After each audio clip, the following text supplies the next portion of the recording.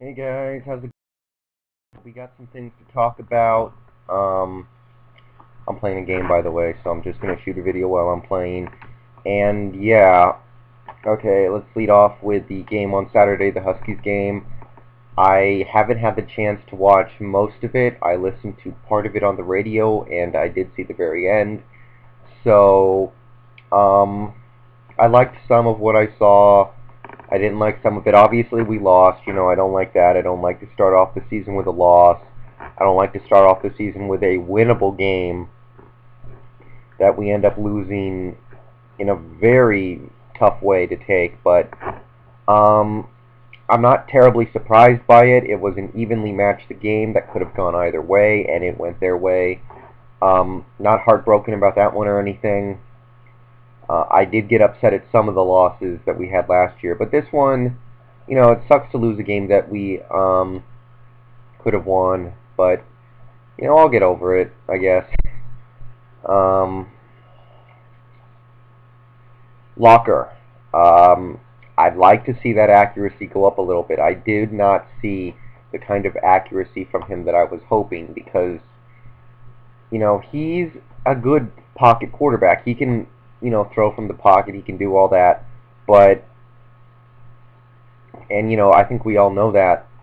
But he needs to get a little better. I think. I wish he could get that completion percentage up to around 60, maybe 65. Maybe that's not realistic, but to hell with it. That's what I would like to see from him. And the running game was okay. I actually thought we made some big plays out there, but consistently we had a hard time moving the ball. It seemed like we would bust a big play here and there, but a lot of times we really couldn't move the ball very well. Defensively, there were parts of the game where we were getting driven on, where Brigham Young could do whatever they wanted.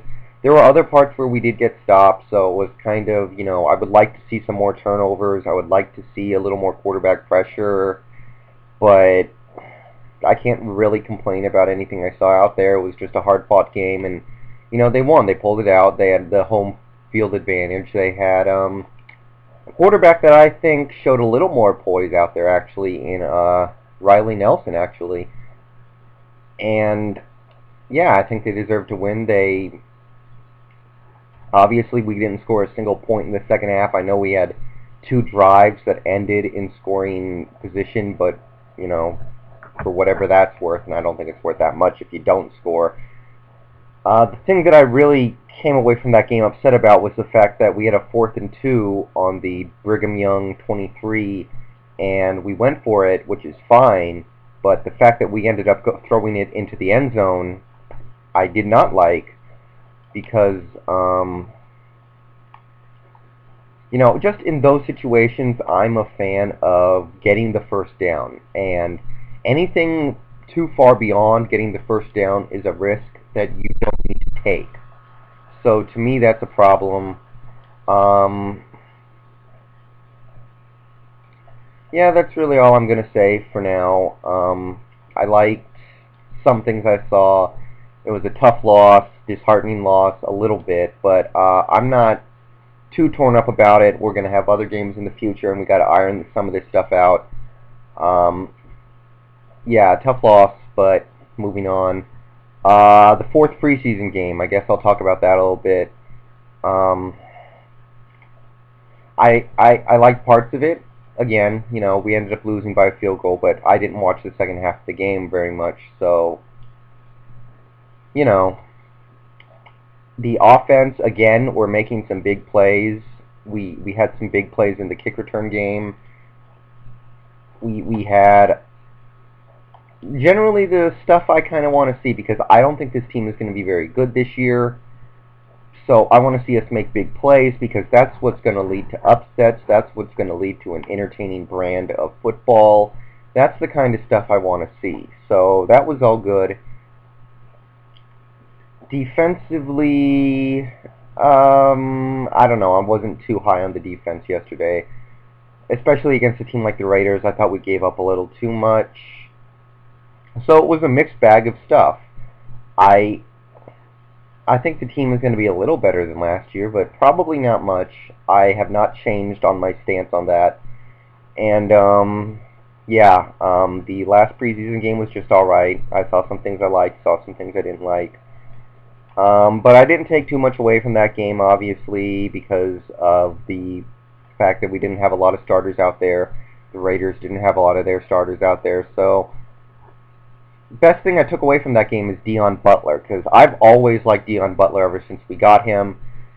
He's always been good in the preseason. He beat the 49ers with his big catch last year, and I think we're going to need him now this year, because now for the other thing, I'm not happy about this. Hushmanzada got cut. He's now signed a one-year deal with Baltimore, and I am not happy. I don't know. I understand the perspective of Pete Carroll here. You know, Mike Williams has had a good preseason. Deion Branch has had a good preseason. Deion Butler has played well. We have Golden Tate, who may come along. And to hell with it, I liked Hushmanzada. I think he was a part of what we were going to try and do this year. I think that we had a really good passing attack in the works. I thought that we could go 4 wide, 5 wide, and try and throw other teams out of the building. And because I don't think we're going to be able to run the ball very well this year, and now we're getting rid of Hushmanzada, that kind of scales back what I thought we were going to be able to do. Even though our receivers are still good, if one of them gets hurt, we're going to be in trouble. And if one of these guys ends up being not very good, because, you know, Deion Butler is a young guy. Mike Williams has a lot of problems that may rear up in the regular season. Deion Branch has been hurt on and off for the last 4 freaking years.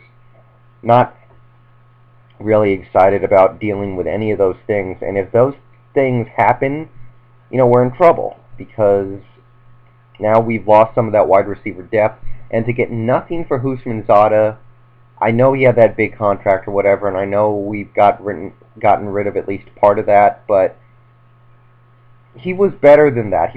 He deserved more than being cut. I would have been more than happy to pay him maybe a little too much money and keep him around. I'm not happy about letting him go. I'm not happy about the Josh Wilson thing.